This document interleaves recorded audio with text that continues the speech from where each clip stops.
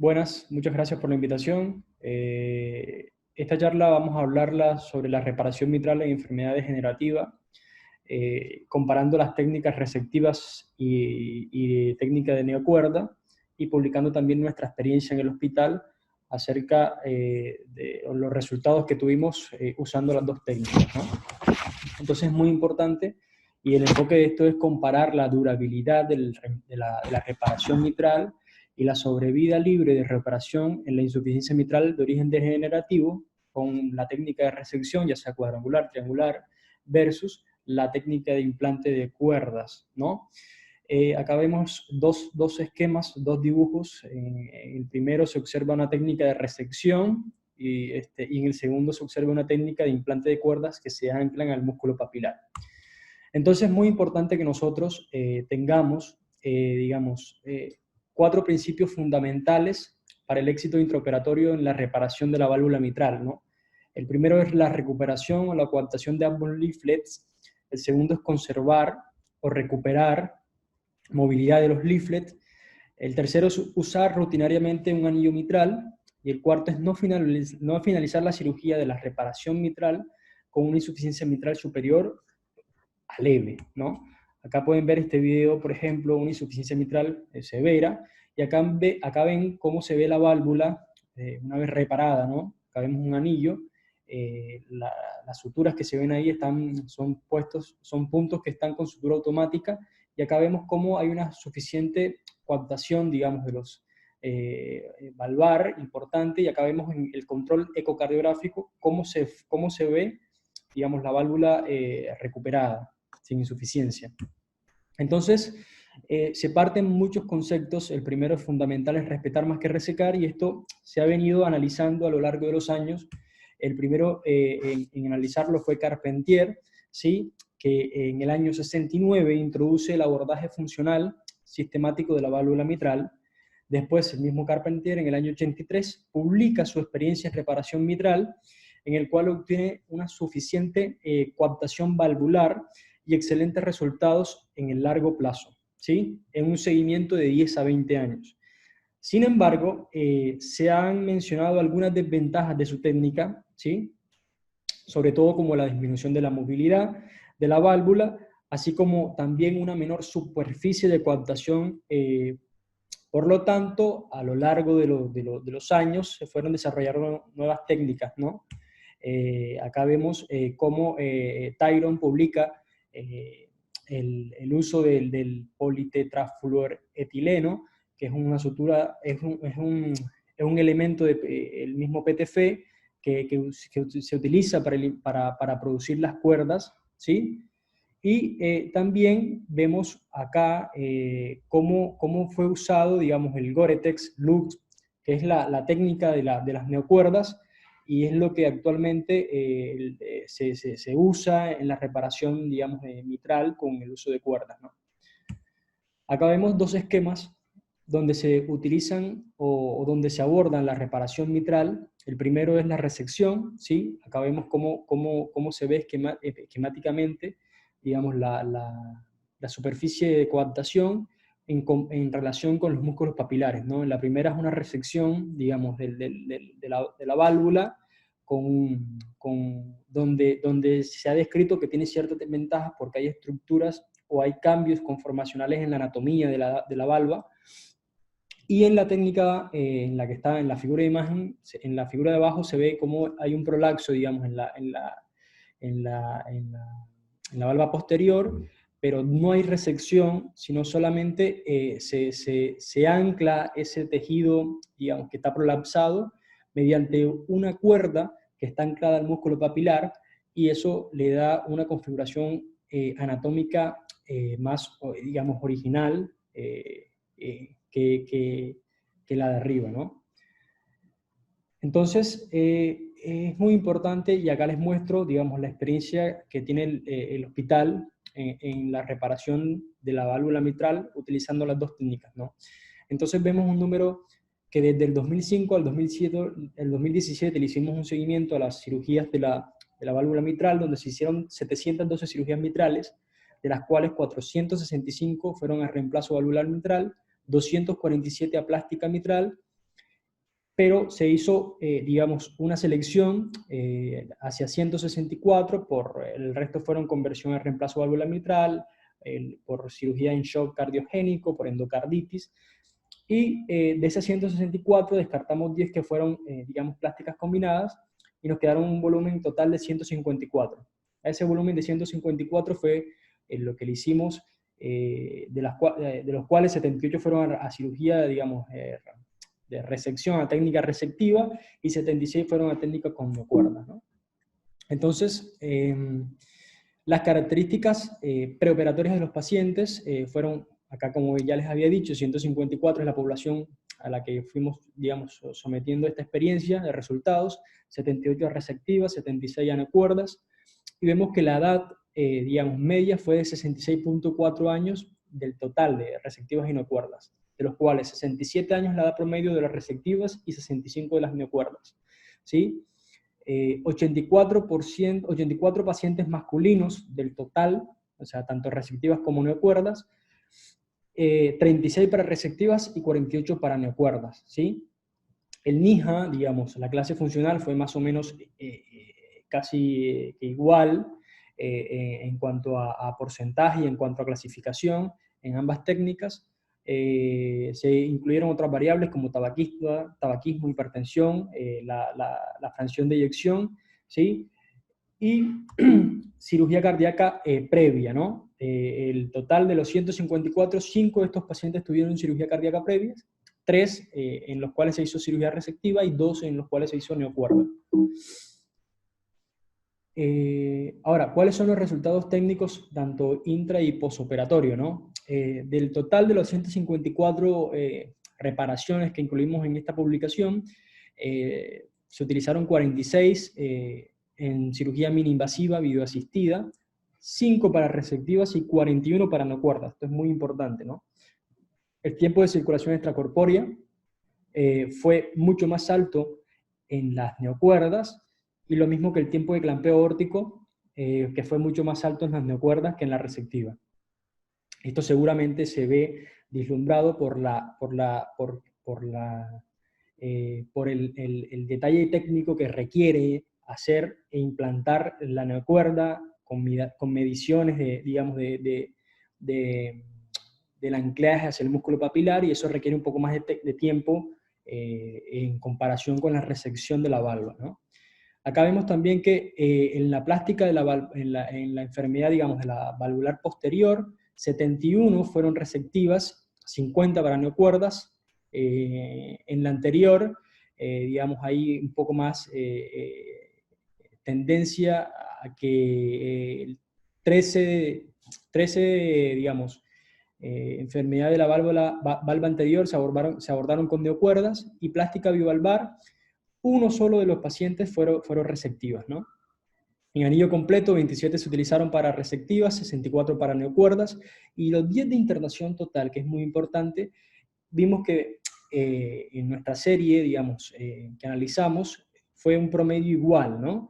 El promedio de días de internación total para el total de la muestra, de los 154 pacientes que fueron sometidos a esto, fue de 7 días, 7 para resectivas y 6.5 para neocuerdas, o sea que muchas diferencias significativas no hay en los tiempos de internación en comparación con las dos técnicas.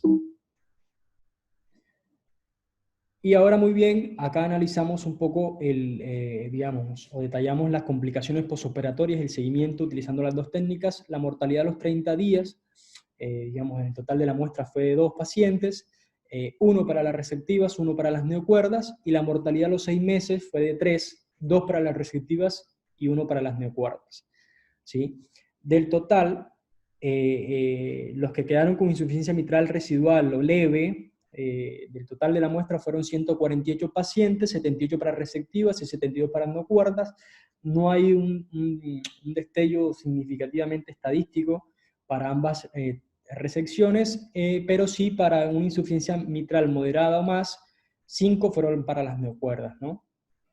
En el seguimiento a 3.8 años, la insuficiencia trivial leve fue la que mayor, digamos, predominio hubo, 130 en total, 130 en total, digamos, de del total de la muestra, de los 154 pacientes, 70 para las receptivas y 60 para las neocuerdas, ¿sí? Y moderada o un poco más, fueron en un seguimiento a 3.8 años, fueron 9 para las neocuerdas y 8 para las receptivas, ¿sí?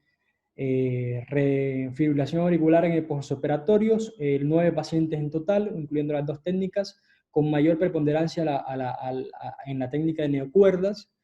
Bloqueo auriculoventricular no hubo en la técnica de neocuerdas, lo mismo que insuficiencia renal, respiraciones por sangrado, 3 para las técnicas receptivas. Esto seguramente es por, digamos, hay un poco más, digamos, de hibridación de tejidos a reseccionar un tejido anatómico.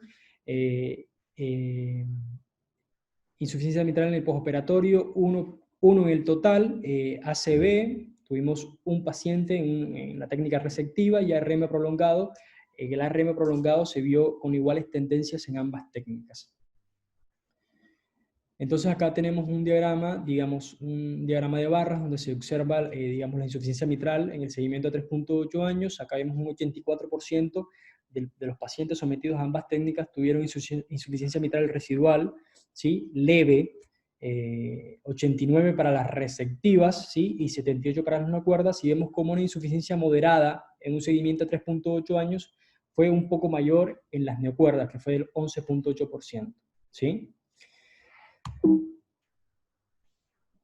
Acá vemos la sobrevida en 90 meses de seguimiento, fue del 94.8%, ¿no? En ambas técnicas, lo cual, digamos, no hubo mucha diferencia.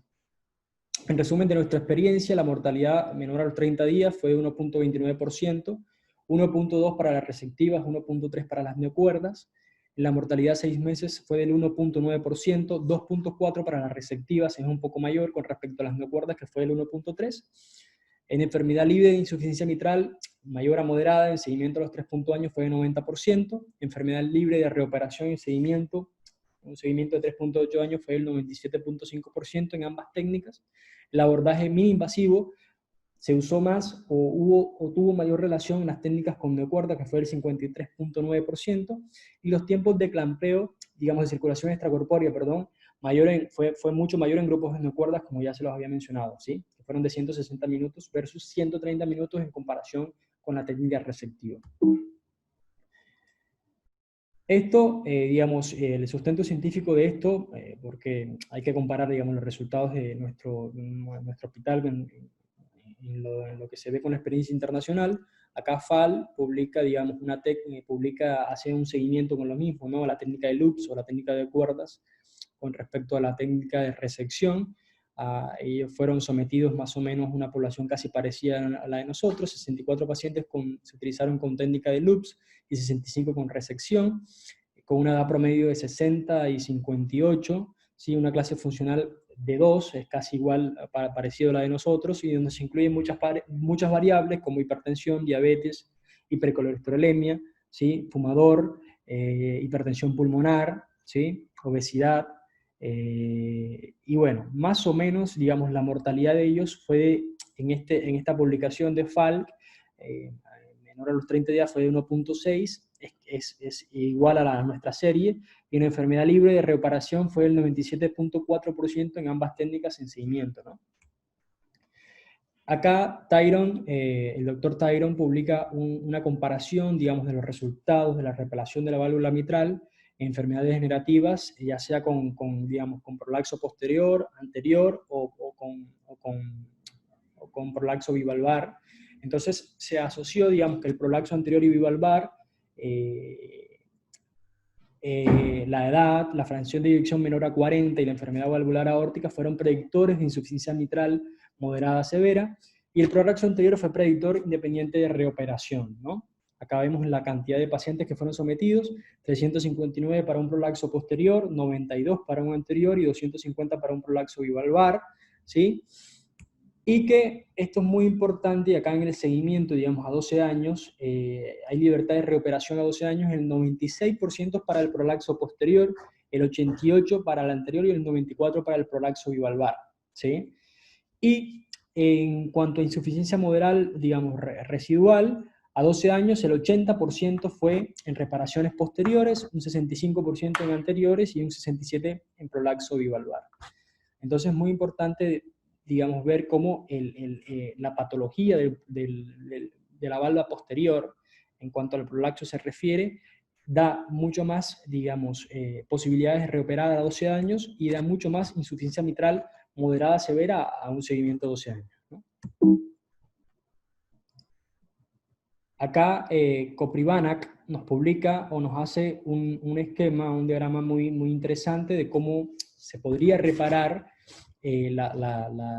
cómo se podría abordar la reparación mitral de acuerdo a la zona estructural anatómica de la válvula que está afectada. Esto obviamente viéndolo en el ecocardiograma intraoperatorio, ¿no? En la inspección del ecocardiograma intraoperatorio. Entonces nos dice que para un prolaxo del leaflet posterior, si es un prolaxo simple de P1, por ejemplo, se recomienda hacer una comisuroplastía. Del prolaxo P2, por ahí conviene hacer una resección, ¿sí?, triangular o en su defecto cuadrangular. Si es un prolaxo P3, comisuroplastía. Si hay múltiples segmentos prolaxados, conviene hacer ya un implante de neocuerdas, ¿no? Si es por su lado un prolaxo anterior, conviene hacer un implante de cuerdas. Y si es un prolaxo bivalvar, dependiendo, digamos, si es simétrico o asimétrico, ellos pues recomiendan las diferentes técnicas, ¿no? Si es un prolaxo, digamos, donde hay un prolaxo predominante, digamos, del leaflet posterior, conviene hacer por ahí una resección cuadrangular o triangular, combinada con un implante de cuerdas. Si es un prolaxo simétrico largo, una anuloplastía con un anillo, digamos, un solo anillo. Y si es un prolaxo con una difusión asimétrica, conviene hacer un implante, digamos, de cuerdas, ¿no? Y en conclusiones digamos, de esto, es que básicamente ambas técnicas, tanto resectivas como no resectivas, han demostrado resultados en el corto, mediano plazo similares, son excelentes, ya sea por el abordaje convencional o como invasivo. Ambas técnicas son buenas, pudiendo ser combinables y adaptables a cada caso particular. Entonces, si nos devolvemos a la pregunta original, respetar, digamos, más que resecar, el doctor Antunes hace una muy buena descripción o describe muy bien esta frase, y es que hay que resecar con respeto, ¿sí? Eso es todo. Muchas gracias por escucharme. Bueno, muchas gracias Carlos por la presentación y bueno, les agradecemos a todos por acompañarnos en este segmento. Que nos parece y bueno, que sigan disfrutando una buena jornada en el core del hospital.